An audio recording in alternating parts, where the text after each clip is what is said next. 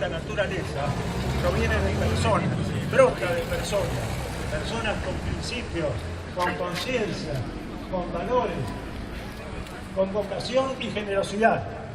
Todas esas cualidades caracterizaron a aquellos que concibieron y pusieron en marcha este proyecto hace muchos años, cuando todo esto se consideraba una utopía irrealizable, sin más trámite. Pero aún antes de que se concibiera, hubo un periodo en que el sistema tranviario de Rosario venía en franca decadencia, en deterioro, no por ineficiencia, sino por una negligencia deliberada. Y en ese momento hubo una sola voz que lo defendió, y era un defensor solitario, sin acompañamiento. Ese fue el profesor Ramón Ferrero Gou, quien por todos los medios a su alcance defendió el sistema, insistiendo en que debía conservarse. No por una cuestión nostálgica, sino con sólidos argumentos y fundamentos razonados, porque él sabía que era necesario para la ciudad conservar el sistema y llevarlo al desarrollo que requería, modernizándolo y preparándolo para las necesidades de transporte de la ciudad del futuro. Ese futuro es hoy, y hoy esa prédica todavía no se cumplió. Pero paciencia, ya ocurrirá. Felizmente es inexorable. Como inexorable fue que el 12 de febrero de 1963 corrió por Rosario el último tranvía y el sistema se clausuró, definitivamente. Ante semejante desenlace, el profesor Ferrero podría haberse dado por conforme de que él, como ciudadano, había cumplido con su deber de advertir cuán erróneo era el comportamiento y lo que iba a ocurrir. Sin embargo, no se conformó. Y allí concibió ese sueño de que por lo menos un tranvía se rescate y se conserve para que circule a modo testimonial sobre un tramo de vía en la ciudad. Y tampoco tuvo eco. Lo peor es que no quedó ningún tranvía. Y más aún, se destruyó la infraestructura, que era lo más valioso y lo que más nos va a costar reconstruir. Pero él no se dio por vencido.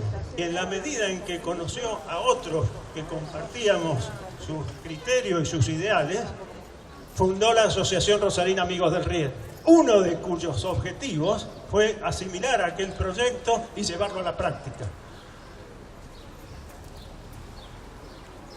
Pero hubo que esperar, porque primero hubo que rescatar las condiciones de las instituciones democráticas en el país y en la ciudad. Y así fue que después de mucho trámite, en 1984, el Consejo Municipal sancionó el decreto que creó la Comisión Técnica, Ejecutiva y Administradora del proyecto Tranvía Histórico. Eso dio forma orgánica a aquel sueño inicial y allí empezó la gestión. Gestión que nos condujo a las otras personas que fueron decisivas para que este proyecto se encamine. Y las encontramos en la Dirección de Transporte. El primero fue don Ángel Romano, veterano tranviario, que entre otras características y méritos que tuvo, fue el de haber sido el motorman que condujo aquel último tranvía entre el Palacio Municipal y la estación, donde en ceremonia solemne las autoridades cortaron la corriente del sistema y se terminaron los tranvías, afirmando categóricamente que nunca más iba a circular un tranvía por Rosario. Entre otras cosas, estamos hoy aquí para demostrar cuán errónea fue esa sentencia.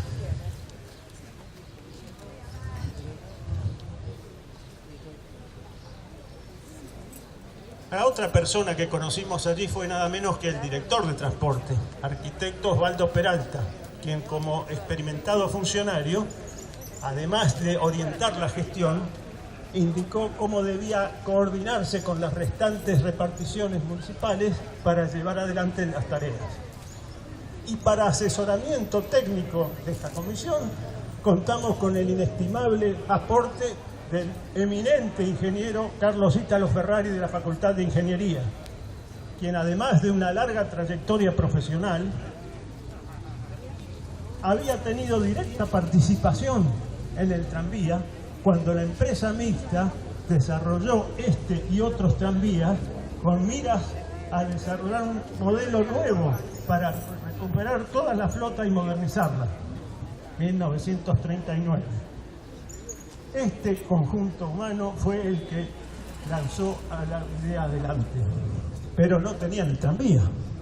Por eso, don Ángel Romano detectó el paradero de esta carrocería 277, fuera de Rosario, abandonada en la inundación junto al río Paraná. El rescate y el traslado fue toda una historia que sería muy larga relatar hoy día, como lo fue la obtención del chasis y el tren rodante para montar esa carrocería, que no había en Rosario, se trajo desde Montevideo, gracias a la colaboración de la entidad colega y hermana Asociación Uruguaya Amigos del Riel, que tenía un chasis remanente de la flota montevideana. Y más lejos todavía se obtuvo el equipo de controles eléctricos para las plataformas del coche.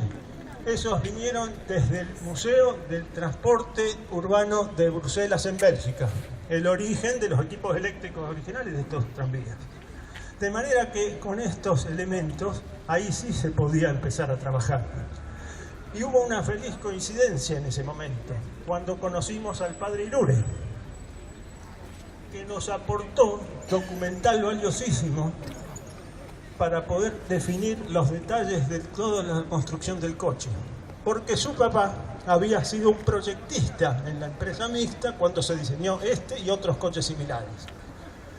A propósito, el padre Ilure nos acompaña hoy y va a proceder a la bendición del coche oportunamente a lo largo de este acto. Lo cual es doblemente positivo, porque además de su concesión religiosa, va a venir muy bien que el tranvía continúe teniendo una buena relación con la providencia como la ha tenido hasta ahora.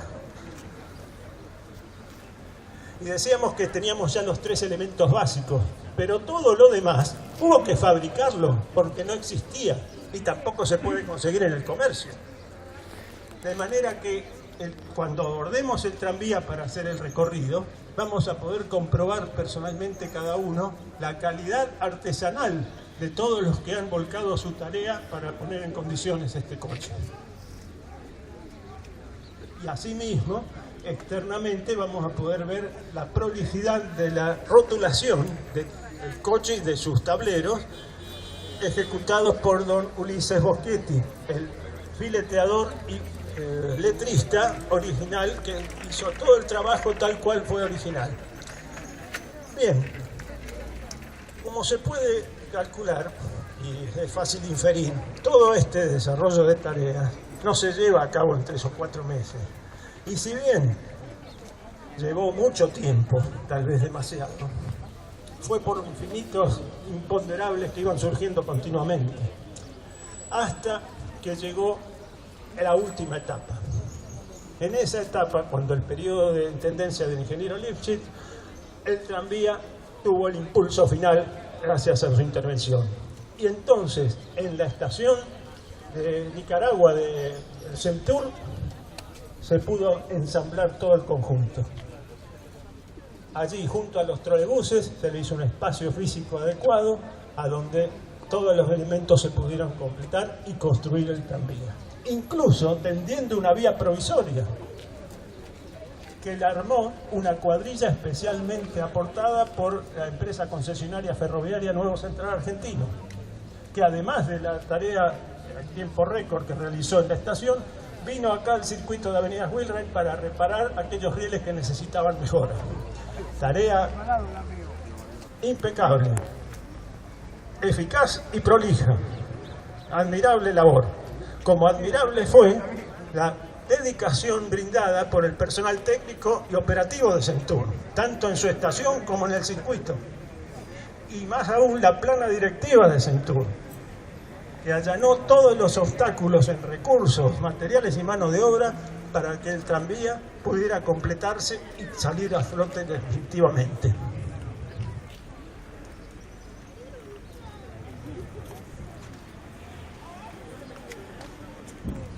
Y toda esa suma de voluntades y esfuerzos nos condujo a este 20 de julio de 2014, con el tranvía listo para circular.